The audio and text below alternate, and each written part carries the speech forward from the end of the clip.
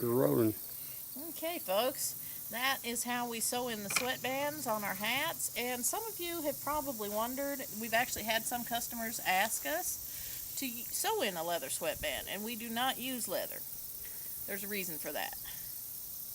Leather does not absorb sweat, and leather does not last well if you're going to be wearing the hat in very hard conditions. If you're going to be sweating a lot and out in the heat and in the weather, the leather is what tends to wear out first in a hat, the leather sweatband, and tends to harden up and shrink. So we have created our own unique comfort sweatband. The interior of it, the core of it, is an absorbent felt-like material, and it's covered with 100% Egyptian cotton. Several rows of stitching that go around. Can open up and show them the inside if you can.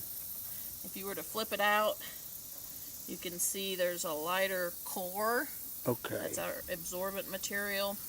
And like I said, it's covered. Everything that you see is totally authentic materials for reenacting anywhere from the colonial time period on up. Well, actually, we sell some for 1700s, 17th century hats as well. And so everything what you see is materials that were available in the time period that you reenact in. So if you're worried about that, your hat is appropriate. Now, it is a unique design that we have created, but this is also, I don't know too many people that come walking through camp and take your hat off to see if you have a drawstring liner in it. Now, a drawstring liner served the purpose of locking in the size of a hat, particularly in colonial times when folks were wearing their hats over a powdered wig. Now, we are not wearing your hat over a powdered wig. I don't think I've seen very many powdered wigs out there. There might be a few.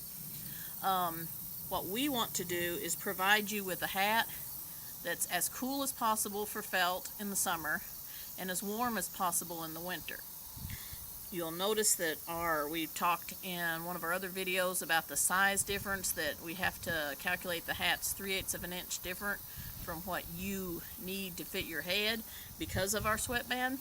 And what that does, that leaves a slight gap of about 1/8 of an inch up in this part of the hat, up in the crown of the hat, between your head and the felt. Now, what that does is create an insulating air pocket that does keep a cooling effect in the summer and a warming effect in the winter. It's also very nice and cushiony and comfortable. So, LIl Grizz and I designed this about 5 years ago, and we have been making them ever since. Now, we just showed you our final stitching. That's what we do currently. Let me zoom in on that. However, from different time periods, if you have the earlier hats, you will have just straight bars sewn across there. There was a time period when if I was sewing them, I sewed them with X's and he sewed them with bars.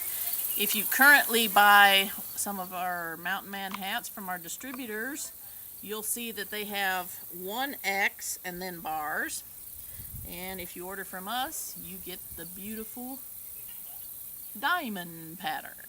So, thanks and have a wonderful day. Alrighty.